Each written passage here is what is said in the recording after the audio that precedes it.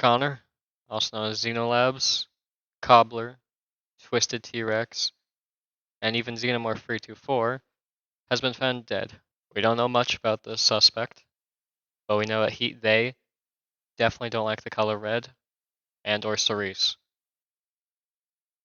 We do know, however, that the suspect most likely played Monster Hunter, this random-ass game that Connor was found dead at, hunched over on the keyboard, likely died of exhaustion. Alright, I'll let you talk about the video topic now. As you may not have noticed, I'm actually not Connor, but I'm going to just try to do a somewhat similar overview that he does for his videos, talking about key parts of the game that I like, and I guess kind of talk about the story.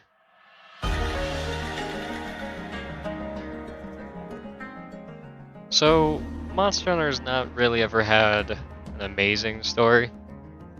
I've heard the best one was in 4, but I didn't get to finish that completely before I lost my save. Been playing for generations, and story-wise, I'd say it's relatively equal to Monster Hunter World, of just kind of, hey, we don't like that monster, go kill it, over and over, which I mean, I'm fine with. World has completely unskippable cutscenes. All of them. So, okay, if I'm playing through another save of Monster Hunter World, and I have to sit through a cutscene of Brachydios beating the shit out of Aragon, who cares? You know, I enjoy watching those. But I don't enjoy sitting through 5+ minutes of the handler and or the tracker just going on about this random bullshit side quest. I don't care about your rock. I don't care about this ship. I don't care about this map. I care about the giant mountain falling down and the giant monster that's causing that.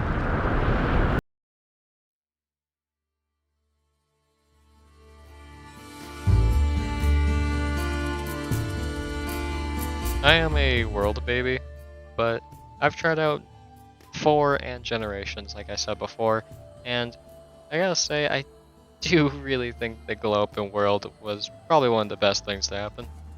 For weapons and gameplay, I mean.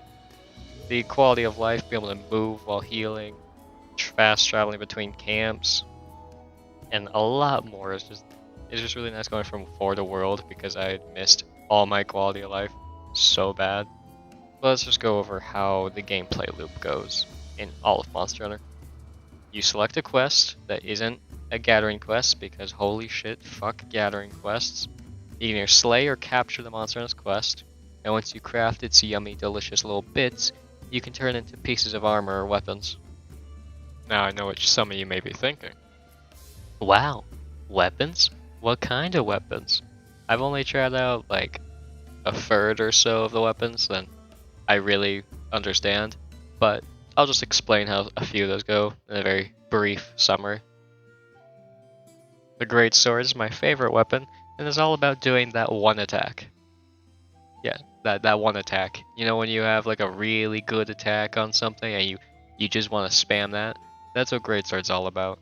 Just trying to get that one big true charge slash and failing repeatedly. But once you do land it, you land it. Did you hear someone say land? Me neither. You're able to use the insect glaive to just fly above the monster, using it as your own personal trampoline while your bug just dissects the nutrients from their limbs. Unga bunga, ooga chunga, hammer go bonk, unga hammer go big bonk, unga bunga, hammer go spin spin spin bonk. The sword shield can basically do what every weapon can, except for the ranged weapons, but I mean, who would want to be a ranged weapon?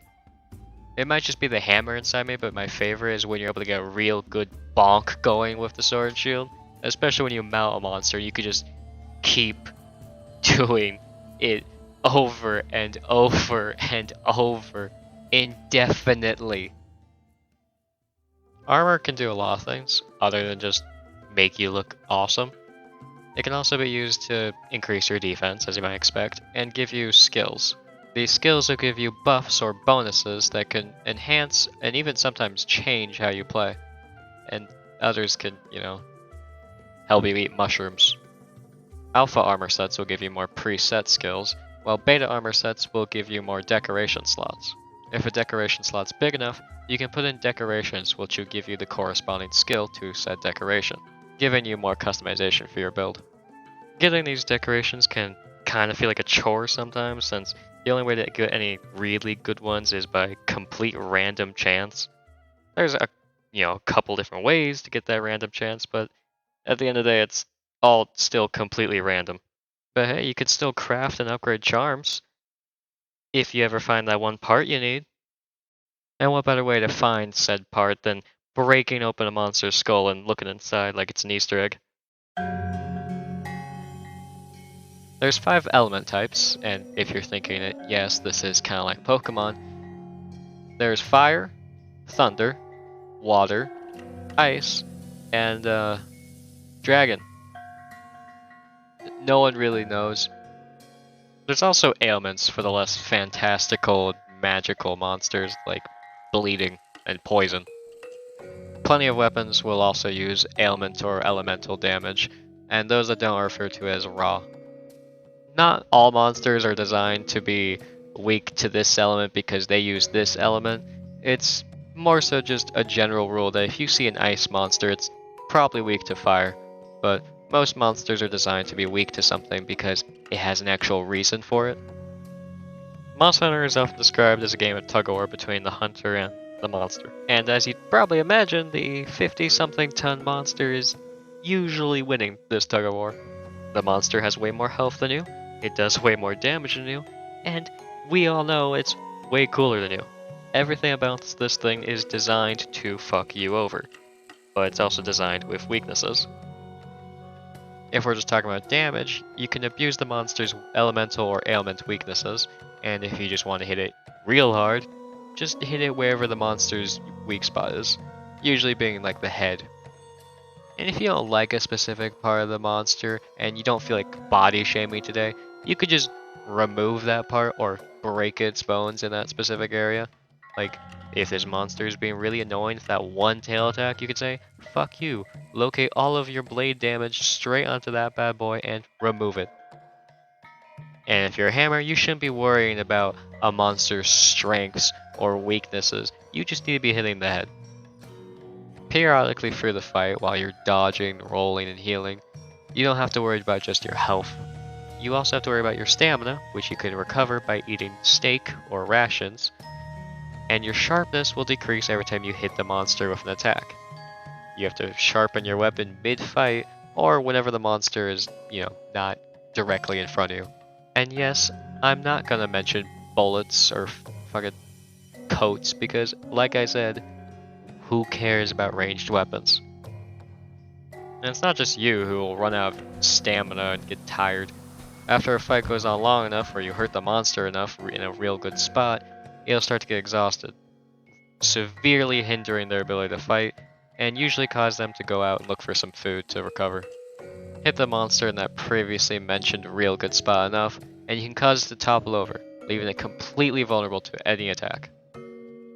So while your goal is to end this monster's life, you actually have free. At least if you're playing solo. There are free feints before the quest ends. If those are up, then, well, the quest ends and you fail. Once the monster gets low enough, it'll start limping back to its den, causing everyone in the area to start screaming, "He's limping! He's limping!" and prepare all of their bombs to load up on their sleeping, sweet little face.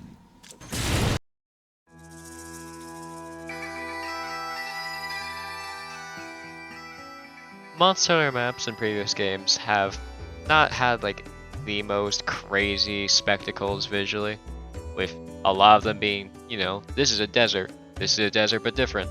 Hey look, it's a forest, this one's also a forest. This one's a kind of different forest, this one's an island. Just pretty normal areas with really crazy monsters in them. But in World, we have the Coral Highlands and the Rotten Vale. Two very insane biomes for, the real world, but for Monster Hunter and this new world, it honestly works really well. The Ancient Forest and Wildspire Wastes aren't anything too out of the ordinary. It's a forest and a desert, but they're still pretty interesting. The Hoarfrost Reach, same kind of deal, you know, there's some snow. The most interesting part about that place is these like frozen fire. I don't fully know what are, but they're cool. Healer's Recess does a pretty good job at changing up the volcano map aesthetic as well. Somewhat similar to the Hoarfrost Reach. There's these big crystals that just are full of bioenergy, I guess. It was apparently originally planned to actually have a just bunch of Elder Dragons, like Yamasukami, Lao Shinlun, and I think I see Dalamadur just around the map, I guess. Kind of similar to this big snail based off yokai in Masuna Rise. And to segue off monsters that just kind of roam the map, there's also endemic life. Endemic life are basically monsters that are even smaller than small monsters. They don't usually serve any purpose. They're just kind of there, existing. In World, the most you can do with them is just capture them and throw them in your room, which I mean, I do love having my small, weird-ass, flat snake just roaming around my living room. It's also funny how the endemic life ranges from like pretty normal, standard animals, you know, this is a butterfly, this is like a mole, I guess. This is kind of like a weird ferret rabbit. Okay, getting a bit different. These are bats? No, they're tiny little wyverns. I don't know what the wiggler is, but it has a tadpole butt, in case you're wondering. Like I said, most of them serve pretty much no purpose other just to be decorational. But some of them can explode, give you bullets. Some of them will just kind of drop materials for you. You can craft gunpowder, some of them. One more world quality World has is that it's as a sort of substitute for transitional spaces where you just get to put into a loading screen. There's now not that much, but some spaces, especially in Ancient Forest, where you have to push through branches or meat tendons. There's even some places in Ancient Forest where you can actually swim, probably from before they scrapped a certain Leviathan. World also attempted to implement wedge beetles to help with traversing verticality here and there. There's some places that this is not necessary whatsoever, and some spaces where there really should be a wedge beetle, but they're more so just an afterthought. They're not nearly as helpful as wire bugs and Rise are. A part of me kind of wishes they just, instead of wedge beetles, had more zip lines. I mean, I guess it doesn't make that much sense for there to be zip lines all over the place. Those are man-made objects, and this is supposed to be like out in the field. I just feel like they make a little more sense, and there's only one in like the entirety of the game, I'm pretty sure. Overall, I think World does good to its name and has a very satisfying to explore that world. And I can't think of any sort of segue into the next part of the video, so just have this transition joke. I'll see you in like 5 seconds.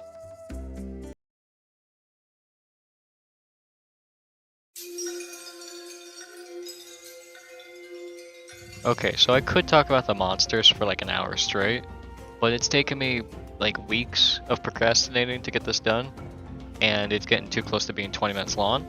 So I'm just gonna summarize some of my favorites and how they work a bit more.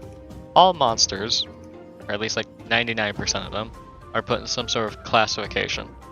The most simple of these that are all included in World is the Brute Wyvern, Flying Wyvern, Bird Wyvern, Piscine Wyvern, Fanged Wyvern. Though Fanged Wyverns were pretty underused until World, I'd say. Some of these classifications are a bit more like broad and flexible. Like, sure, I'd say Brute Wyverns generally stay to the same shape, but Bird Wyverns have like multiple forms. Like some of them are closer to Flying Wyverns, like Puke. Some of them are basically just theropod raptors, and some are actually just birds.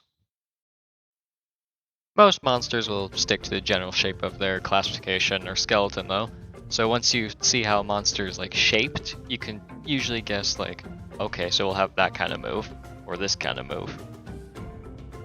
And they'll also have very obvious visual distinctions most of the time to what element they have. Just in case them shooting fire or ice at you 24/7 doesn't give you enough of a hint. If it's red, probably fire. Amidst all the elemental or blight monsters, sometimes there's monsters with the bare minimum of any sort of blights or elements. And those raw monsters will usually be cute little chill babies that you'll fight in like the first couple quests.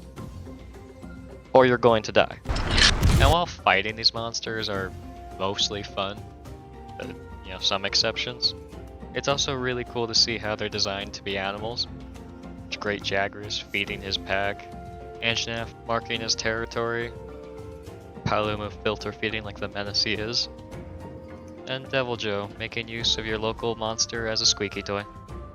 I just also want to shortly mention real quick how much I love Deviljho Basilgeuse. Deviljho's been in the game for a very long time, and I honestly don't blame Capcom for not adding him in the next game. In World, though, they just can invade you, whether they're invaders or not, but especially the invaders. You could just be fighting your first Puke Puke and then Anjanath will pop out of nowhere and start killing him for you, or killing you for him. Deviljho intentionally does this. It's basically his whole thing is to come in and kill the monster, whereas Basilgeuse's main thing is to come in and kill you. Oh shit, I'll be back. What do you mean? What do you mean? You're not even here. He's in the sky. Again, I would talk about the monsters way longer, but I want Connor to be a bit more like spoiler free. And I hope you've tolerated my ref spikes every now and then, because I am not re-recording all of this again. I've already done it once. Anyways, as always, thanks for watching, and go chill with the homie. Just the one. He's big.